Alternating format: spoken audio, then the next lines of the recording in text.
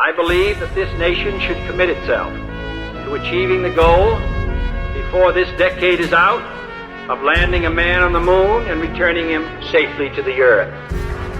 No single space project in this period will be more impressive to mankind or more important for the long-range exploration of space.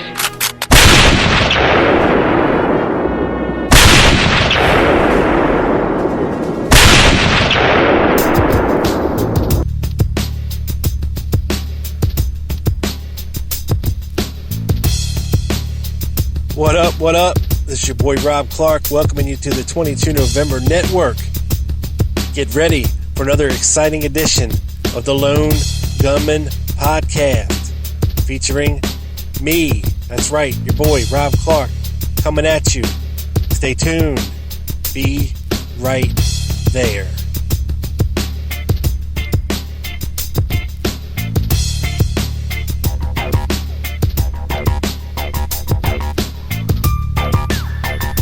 Calm your liver, Mr. Wiggles.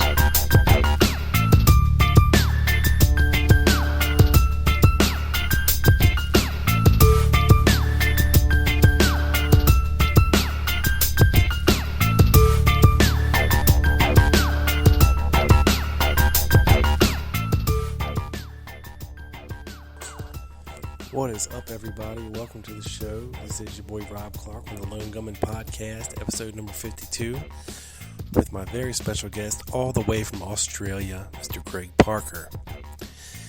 Now, Greg wanted to give my listeners a very special treat, and we forgot all about it. So please stick around until after the show, and I will be more than happy to share it with you. It's a guy he's had his eye on that not many people were talking about, who could be a very important piece to the whole Oswald puzzle. So stick around till the end, and I will let you in on it. All right, people? Enjoy the show. What's up, everybody? This is Rob Clark here on the Lone Gunman Podcast, episode number 52. I have a very special guest with me today. And those of you in the JFK community have definitely heard of this man before. His name is Greg Parker from Australia. How you doing, Greg? I'm well, Rob. Yourself? Doing great. And for those of you who don't know who Greg Parker is, you may have heard of a book called Lee Harvey Oswald's Cold War. You may have heard of a forum called ReopenKennedyCase.org. Greg is the founding member of that. And now, I'll tell you, last year was a little lackluster in the conference department. With the passing of John Judge and COPA not really putting on a conference on, and with Lancer doing some kind of throwing something together at the last minute, and of course the infamous Judy Baker conference last year was a little lackluster. And I was so happy to hear that you guys down under are going to be having a conference actually in Australia this year. Can you tell us a little bit more about that, Greg? Sure. Well, the idea was formulated by a lady called Frankie Bakers in New Zealand. Yes. She's also a member of the forum. She contacted me and put it to me that she would like to organise a conference and put it under the umbrella of website. And I jumped at that. That was a great idea to me. So we got our heads together and put a plan together, and it's all going ahead, full steam. Yeah, and for those of y'all who would like more information on the conference, I have added a button to my website at tlgpodcast.com, directly linking you to Greg's website for more information about the conference, to get your tickets. And what speakers are you planning on having there this year, Greg? Locally, we've got some researchers whose names won't be familiar, but apart from myself, we've got Colin Crowe, Peter Morris, Phil Hopley. Internationally, we've got Lee Farley, Sherry Feistar, Vince Palomara, Gail Nix Jackson, Bill Simpic and Jim DiGiunio all coming by Skype. Oh, wow.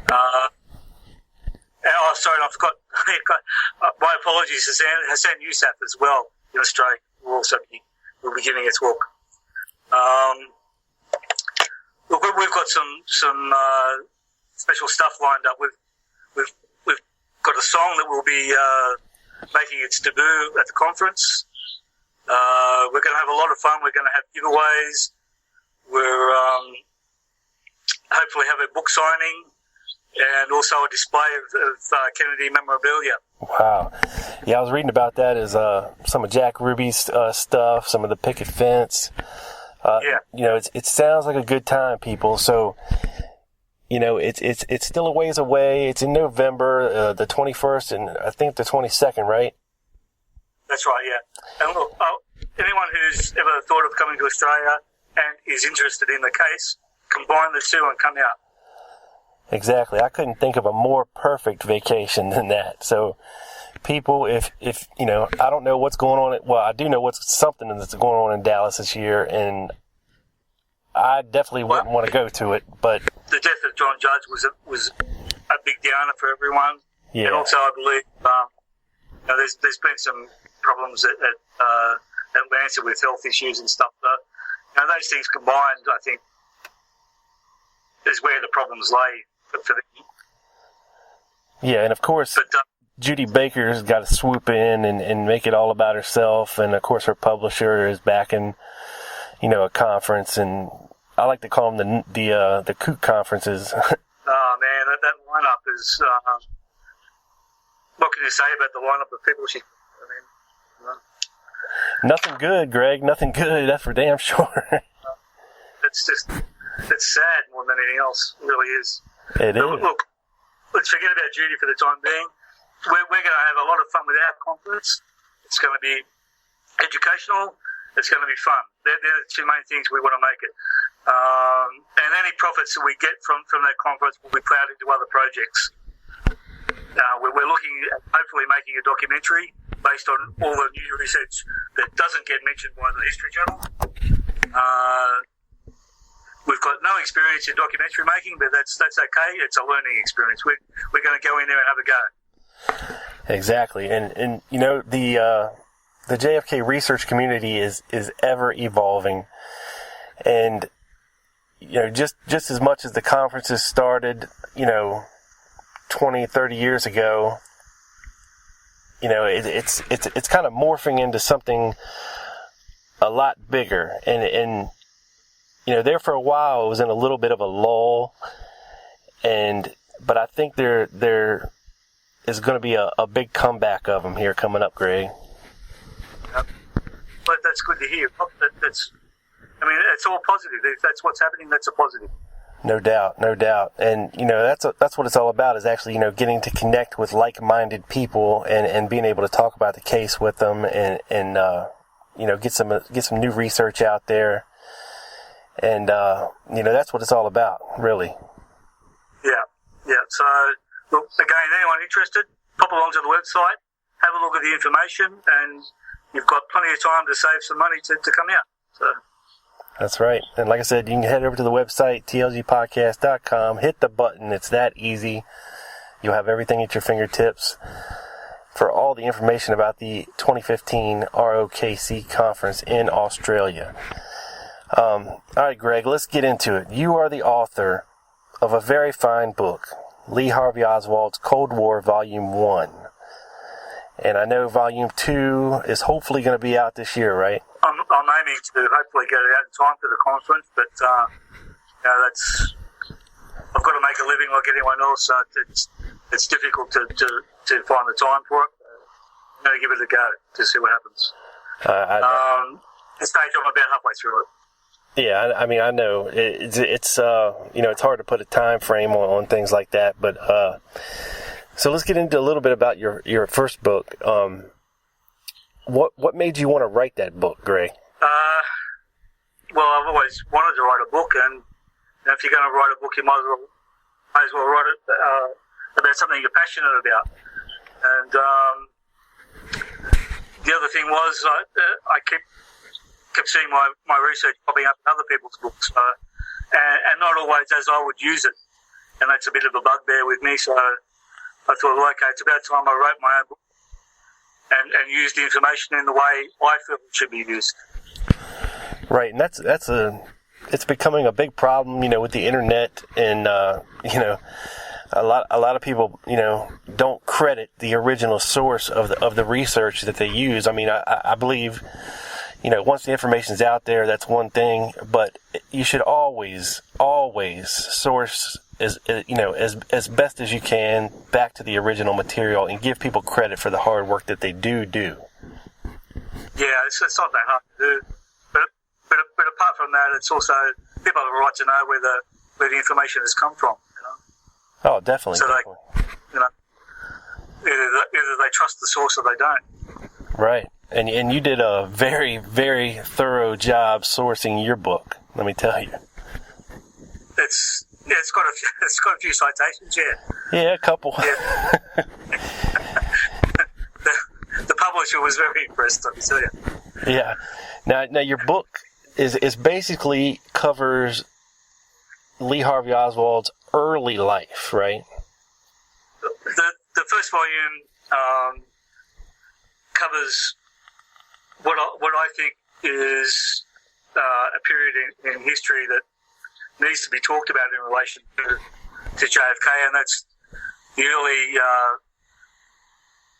early foreign policy of the United States in Latin America, in particular Colombia. And so that's where the book starts, in Colombia, and U.S. involvement in that area, the annexing of Panama,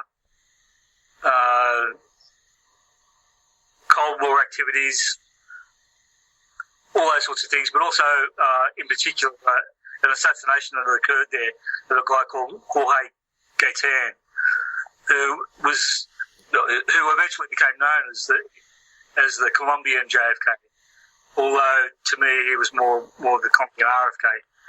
That's by the by, I guess. The fact is he was assassinated by what was termed a lone nut, who himself was killed almost straight away afterward.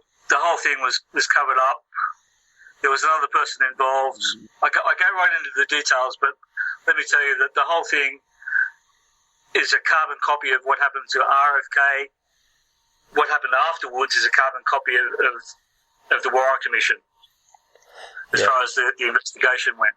Yeah, it definitely sounds very, very familiar.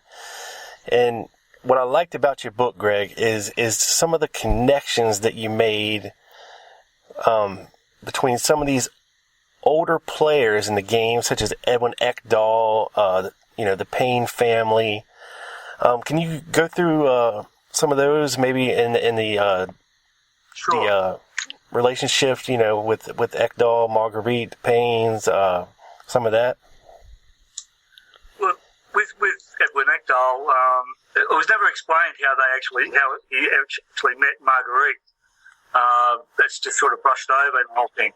But what I found was that he had been involved in orphanages in New York through the church they were involved in.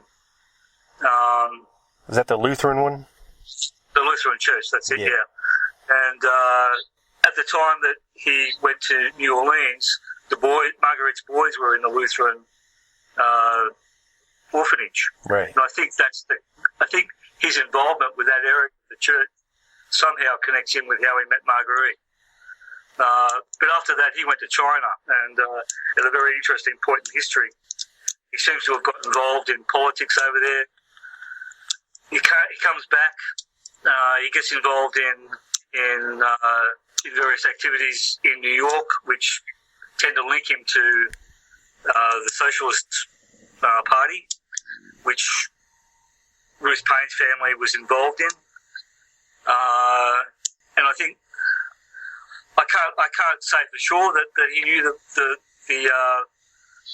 Hyde clan, Ruth's family, but I think I've got enough connections in that book to put the case that he did know them. Right.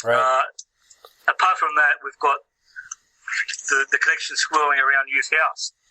Youth House was just bear with me for a second. I'll just Sure. Good. stack straight. Make sure I'm giving you the right information. Yeah, I always thought it was, very, very odd because like you said, you never heard the story of how Ekdahl, this, seemingly well-to-do New Yorker, all of a sudden is in New Orleans with Marguerite Oswald. Well, the other weird thing is that he never divorced his first wife. His sister came down and talked Marguerite into the marriage, but he was still married to his first wife.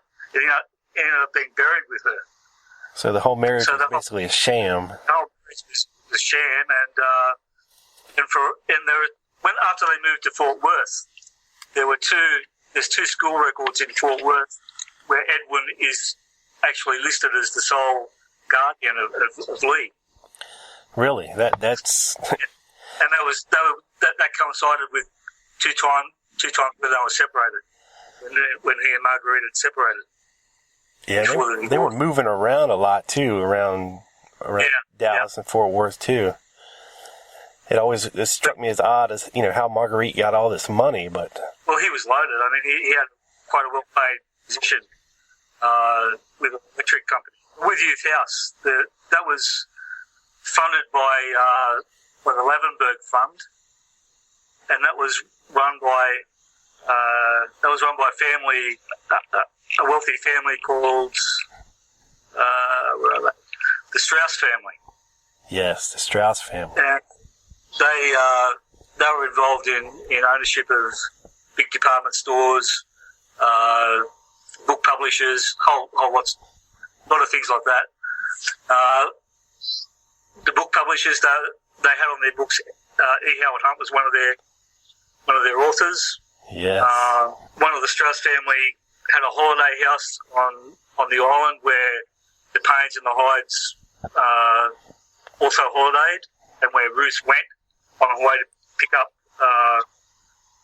Marina in September '63. She stopped by there. That was Donald B. Strauss. Oh wow!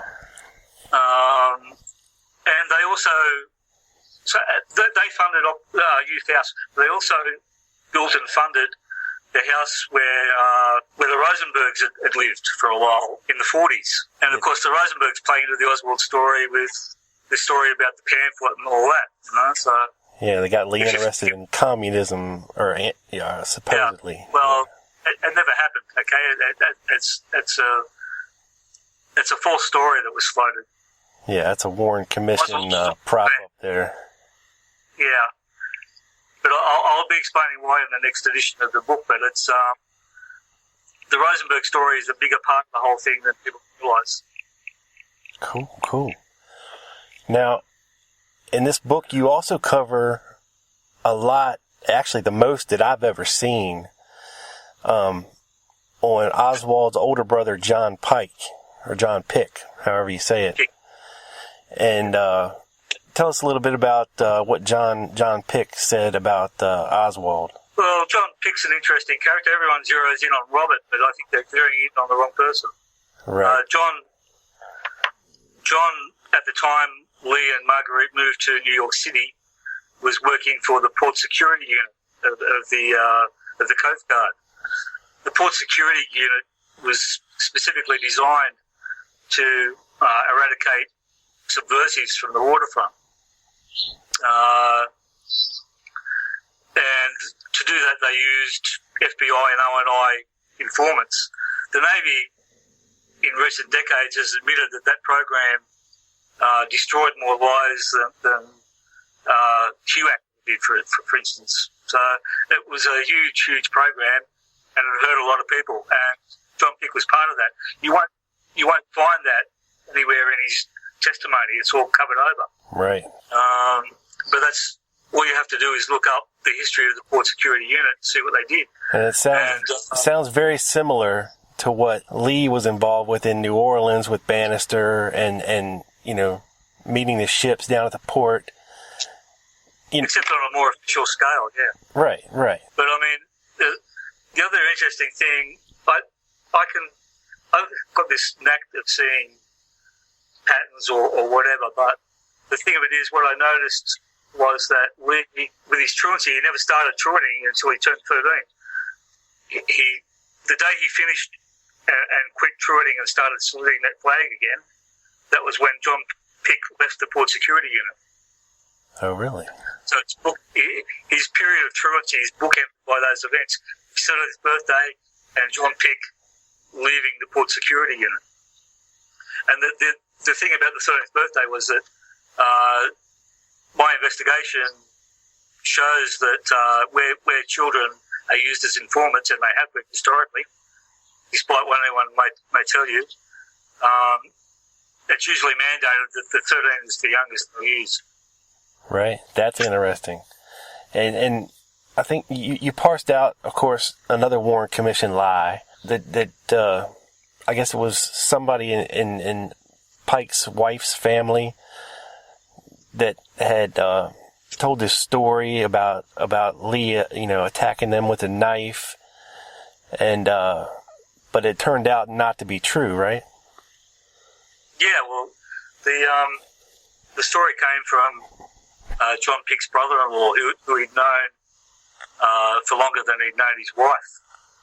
It was his wife's brother, obviously, but he was the one that contacted the FBI with the story about the knife, and it sort of grew from there. And as the FBI went around interviewing different parties about the incident, we ended up with 3 or 4 different stories. One of the stories was that the fight started over Lee watching TV. Another story was that it started over Lee whittling with a knife and leaving shavings on the floor. Right. We get 3 or 4 different versions of who kicked them out over this incident. One story was that it was John Pick. Another story was that it was his wife, Marge. Another story was it was one of the sisters of Marge. Anyway, I do go, as you say, I go into that in the book, and the story is quite obviously made up. It's not true. The truth seems to be that he was whittling. She beat him over the wife. John Pick's wife went to hit him because of the shavings on the floor, and he had the whittling knife in his hand at the time. But there was no more to it than that. Yeah, just a little, a kid's pen knife, just a really small bladed knife. Yeah. But allegedly, John Pick had initially told the FBI that he hadn't been told about anything that had happened. He knew nothing about it, blah, blah, blah. By the time we got to the Warren Commission, he was saying, yeah, this all happened. He attacked my wife with a knife. Right. So, and no one ever gets pulled up on those stories. They tell the FBI one thing and then come before the commission and tell a story and a different story. And, it's never ever said, but hey, you said back then something else. It's one of the worst, most frustrating things about the whole case is the fact that these different stories never got chased up and clarified or anything on the record about why they changed. Yeah, I mean, it's they really didn't do a very good job going back and assessing stuff. And another character that intrigued me as far as that part of it for the Warren Commission was a Dr. Rome, I believe it was. Dr. Rome, yeah. He was Dr. Rome. Yeah, he was assigned to, I guess, look into Lee's past and analyze his behavior and all that. Yeah, no, they actually only wanted to analyse, they hired him to analyse his writing to see if he was dyslexic as a possible reason for his later alleged behaviour. And Dr. Rome did find that he was dyslexic, which is absolutely ridiculous. Absolutely. Dyslexic people hate reading from the start. Right. And as we know, we loved reading, Exactly. He was not dyslexic. But the fascinating thing, I think, what you're coming to with Dr. Rome was that he had treated Hemingway, that's right. And Hemingway, after being treated by Dr. Rome, went and committed suicide. So do we trust this guy a lot? Yeah. I don't think so. Yeah, no, he doesn't sound like a very good doctor to me. These are the sorts of people the Commission relied upon. I mean, you see with Ruby, they've got Jolie West looking out for him at the trial, and we've got psychiatrists like Rome being involved with the commission, and he's not the only one. There are others. Right. They're all. You look into their history, and what the fuck's going on here? Exactly. And speaking of which, this would be a good segue into, I guess, your interpretation of some of the anomalous Harvey and Lee evidence. Because I noticed in your book that you addressed some of the more major points that John Armstrong brings out as being evidence for a Harvey and a Lee, but there seems to be a rather innocuous explanation for some of it. Not some of it, all of it. All of it, yeah. Nothing, absolutely nothing in that theory at all. Right. Now, you if you want to ask me about a particular thing, that's fine. Yeah. Well, for one, I didn't see you address it in the book, but to get back to John Pick for a second, yep. I know he likes to point out that during his testimony that John Pick was shown a photograph of Lee at the zoo, and he said, yep. "That's not my brother." Yep. What do you make of that? Well, he said, "I don't recognise that as my brother." He didn't say it wasn't his brother. He just said, "I don't recognise that picture." But John Pick had very little to do with Lee, except for that short period in New York. I mean, he was off to military school, and before that he was at the orphanage. They rarely saw each other, So it's no surprise to me he didn't recognise a photo of him. Because John and Robert were separated from the rest of the family, it seems like, most of their early lives, really. But let me tell you about the estrangement from that alleged life incident. Everyone, they didn't talk to each other. They were estranged because Lee attacked the wife. Well, that's absolute garbage, because I'll tell you, if you look at Lee's enlistment record, who does he name as beneficiaries in case of death? Not Robert. He names Marguerite and John. Right. Yeah. It always seemed odd, and and a couple other things that you explained that do make sense to me, like the mastoid scar, the tonsillitis, and some of these medical issues that were actually cleared up upon the exhumation. Honestly, I mean, I haven't got an answer for every single allegation that's in the book. I mean, that would be possible. The book is huge.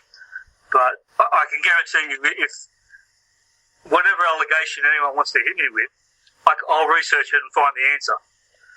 Okay? It's all explicable. There's not one thing in that book that should lead a sane person to say there are two others. Now, the one thing I can't get past, Greg, and a lot of it, you did explain very well and very reasonably.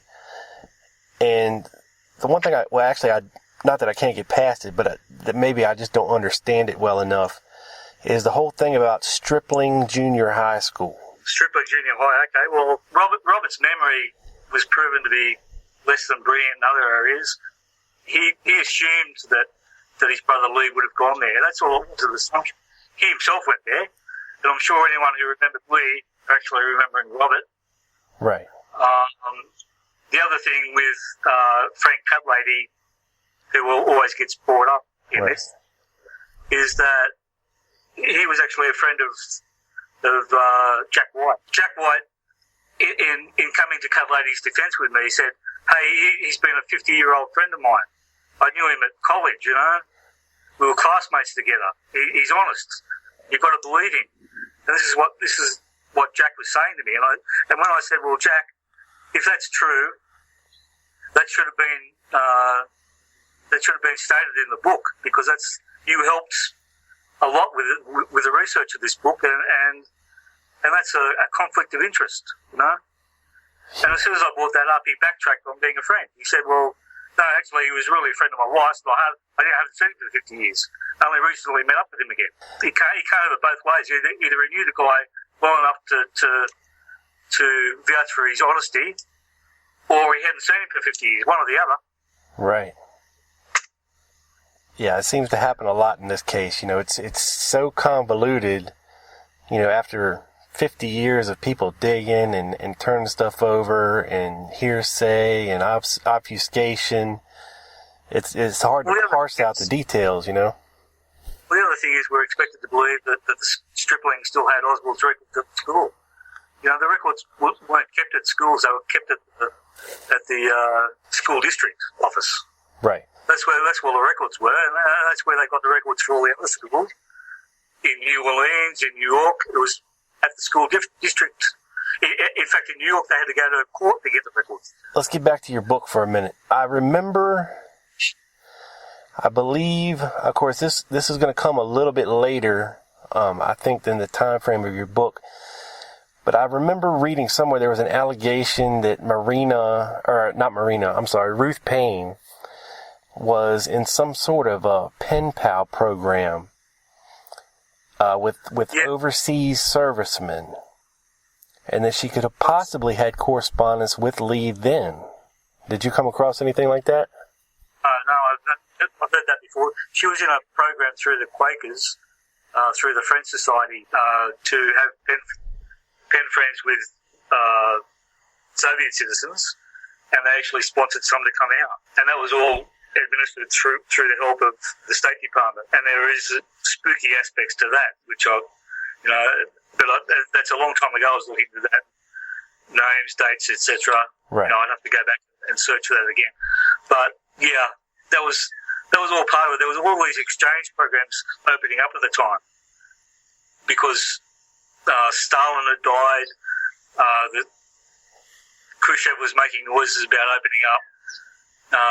Ike was open to that sort of thing, and there was all sorts of deals being made about swapping students over so that they can get a cultural perspective of the other place. But all these things were also used to obtain intelligence. There was always this double-edged sword at play, you know.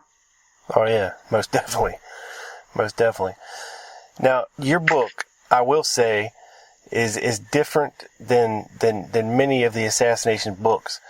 You know, I went into it with a certain idea of what it was going to be, and it totally blew me away in a good way about, you know, just all the depth and background and connections that you made, you know, and we're not even to Lee Harvey Oswald's teenage years yet, you know, with this book. I just got to say, man, great job, because, you know, it was really, really interesting, and I did actually learn a lot of things that I did not know before.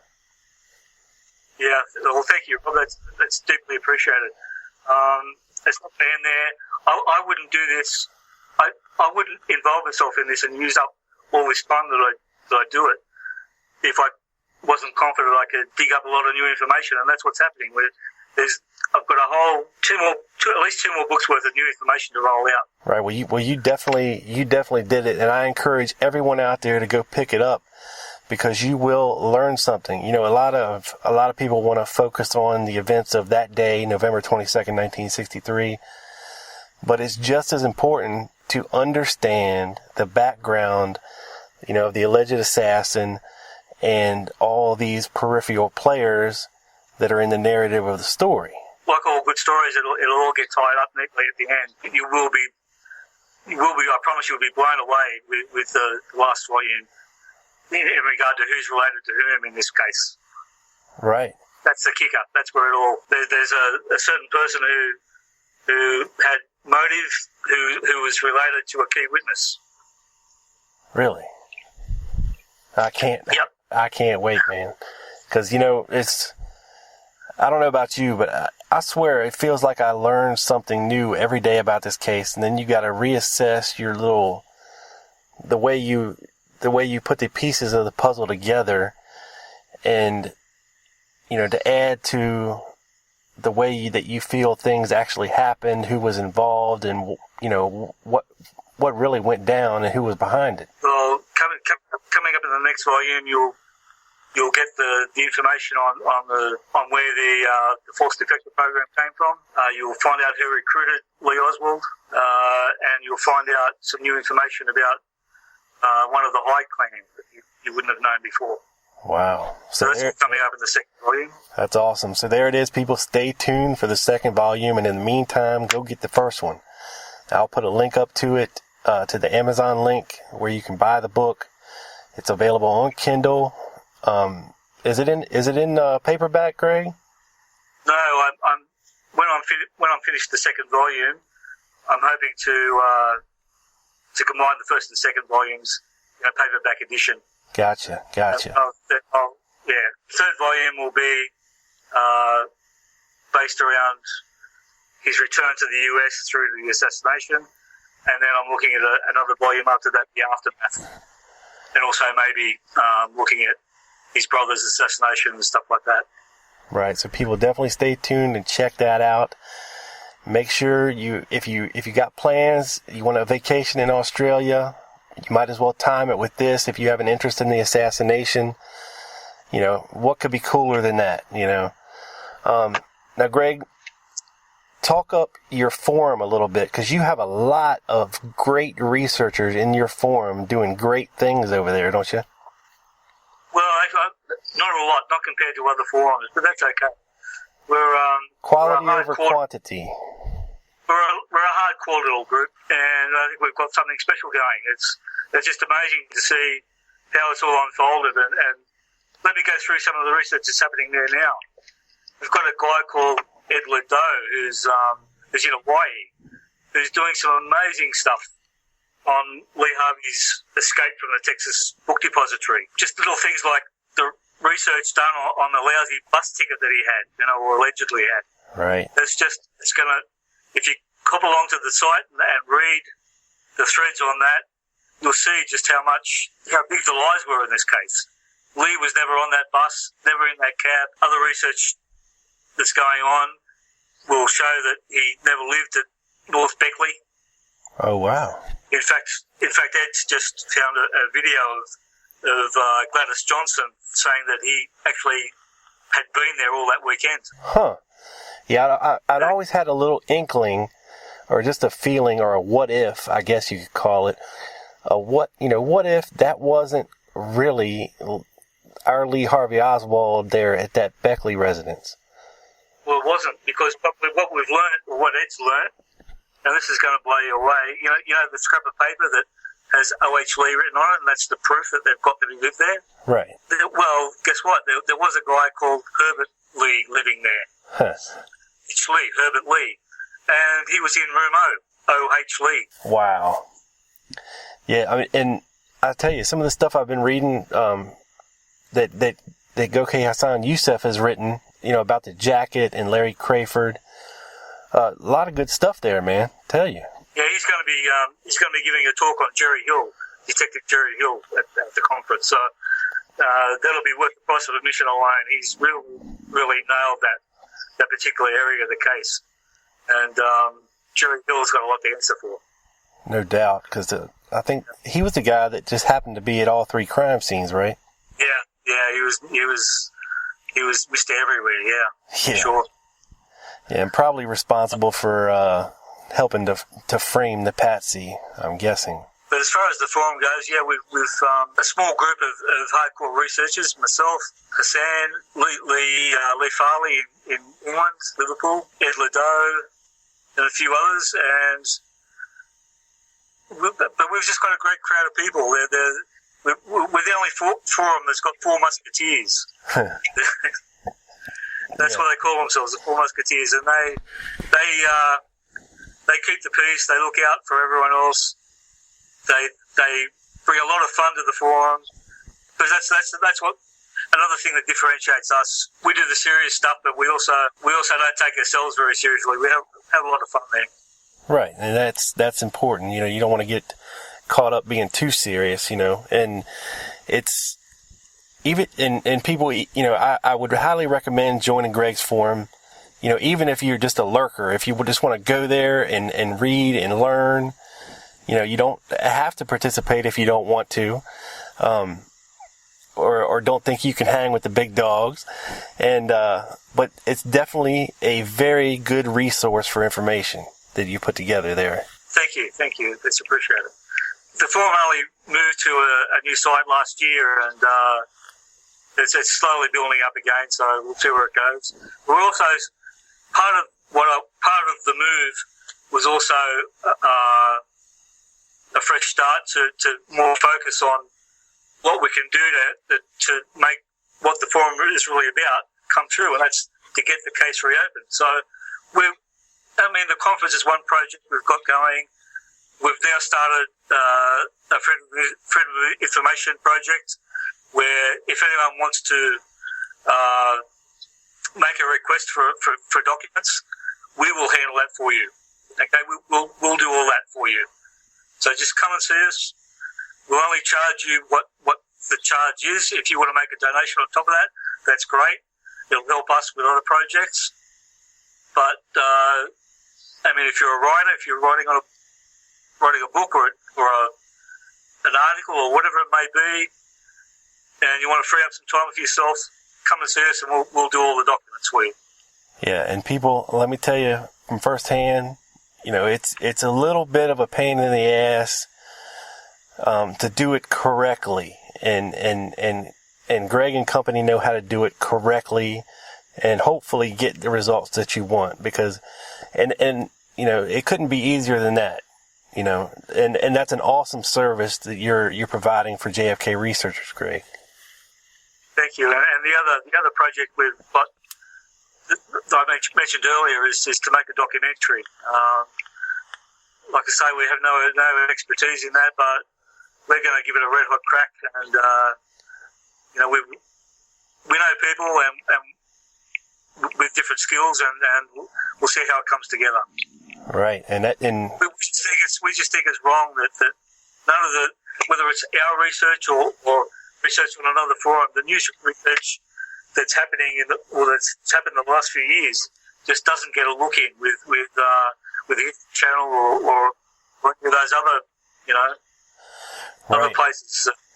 Yeah, and that's what I was going to say. It's the community is sorely lacking and is devoid of any substantial documentaries. Like you said, the Sixth Floor Museum and the powers that be. We have all these lone nutter ones coming out on the anniversaries every year, putting on the History Channel, Discovery Channel, and it didn't used to be that way, but it is that way now. And alternative media is the key. With the way the internet is today, you could put that thing online, charge a small fee or a donation or whatever, and people can stream it right online. They can watch it on their computer. They can order DVDs. It's something that you could actually do and do it well. Well, this is how dishonest they are. We've discovered on our forum when we were looking at making our own documentary, we looked at others to see how they were done, and one of the things we found was in one of the documentaries they filmed the evidence on the table, and one of the pieces of evidence was a screwed up bus ticket. Now, as you would know, that bus ticket was not screwed up. It was in pristine condition. But they know it had to be screwed up with the treatment Oswald got at Texas Theatre. Now, he was roughed up pretty badly there by 6 cops, and that ticket was supposedly in his breast pocket. Right. There's no way that flimsy bit of paper come out of that pristine. No. So the makers of this lone nut documentary knew the problem. They fixed it by copying the ticket and screwing it up and putting it in the evidence. Right, and so it's just dishonest. It's just blatant dishonesty.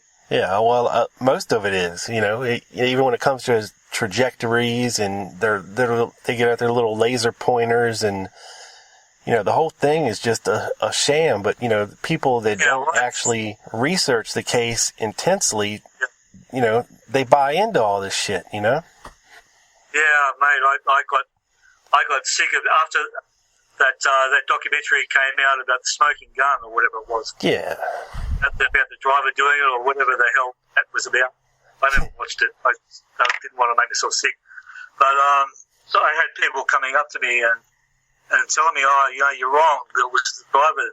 We saw that documentary and blah, blah, blah. And he's a cop. What? You're not a cop. How do you know? Right. Yeah. So that's the sort of thing you have to put up with, It's just...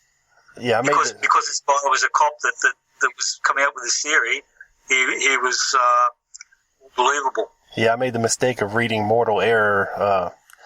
Well, I got it on the cheap at a used bookstore for like $3 or $4, I think. So I was like, oh, let me see what this is, and I started reading, and I was like, you've got to be kidding me, you know. Well, this was a resurrection of that one Australian detective or former detective. Yeah, I mean, that's what they do. They'll they resurrect theories on the anniversary. Yeah. Depending on which way the wind blows that year. It's LBJ did it. It's Yeah. Hickey shot him accidentally. It's Lee Oswald. If it's not the Warren Commission view, it's some total kooky loon nutty shit. That we got to put up with. So you know it, Bob. That's it. It's the nutty shit, or it's the lone nut shit. Right. So I think it's been a long, long time, Greg, since we've had a really good documentary, and I'm talking like early '90s. Well, let's talk it up, okay? Let's talk it up. We want to make this happen. No doubt. So head over to reopenkennedykcase.org and support the effort, people. And support Greg. He's a great researcher. Check out his forum. There's a lot of good information there. And Greg, I want to thank you very much for joining me on this show and getting the word out. And like I said, I've put a permalink button on my website. People can hit that up one click away for any information on the conference. I'm going to keep on pimping that thing until November 22nd, man, because I believe in supporting things that I believe in. And, if it helps you out, I'm all about it. Man, that's great to hear. We really appreciate it. I'm blown away. Thank you, Rob. Thank you. No problem at all. That's what I'm here for.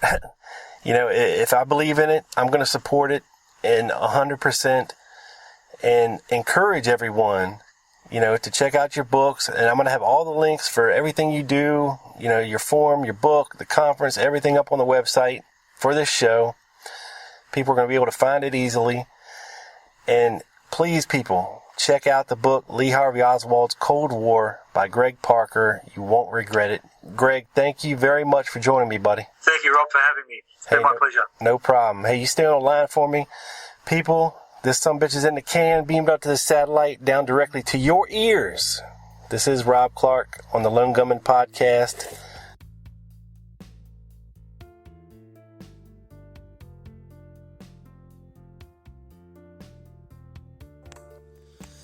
All right, everybody. Thank you for hanging in there, and my thanks to Greg Parker for joining me on this episode.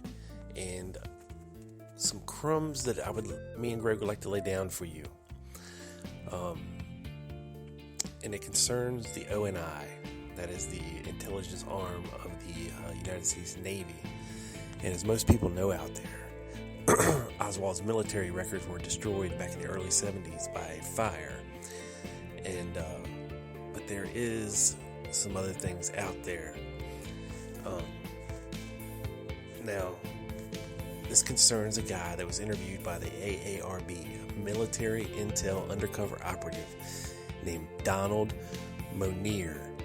Although the ARRB spelled his surname as M-O-N-E-I-R, it was actually M-O-N-I-E-R. Okay, and he was with the 112th Military Intelligence Group. Okay, Greg is currently trying to get a copy of the tape, but in summary, he gave information about the John Birch Society within the Texas National Guard, and gave his opinion that Oswald was a member of the intelligence service.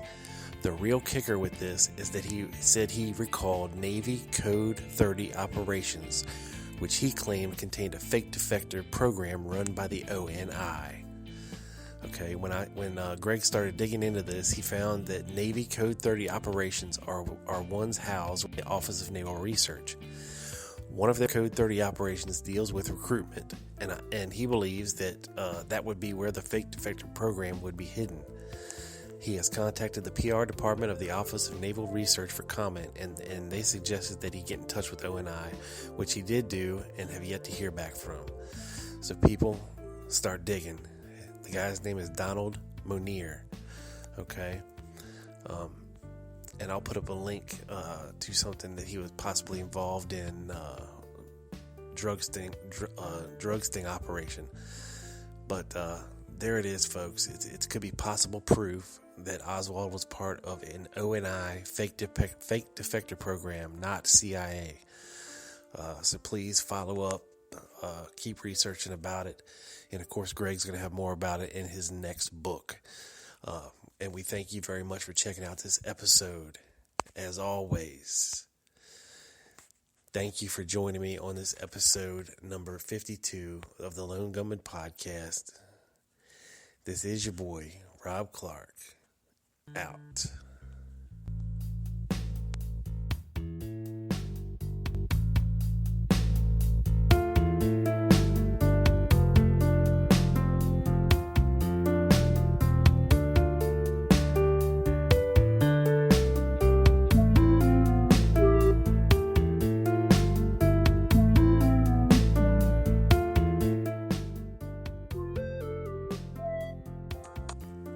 Stay tuned next week. Me and Greg were talking about with Hassan Gokay Youssef was going to have to talk about Gerald Hill. I'm going to have Russ LaChapelle back on the show next week, and we are going to get into Gerald Hill.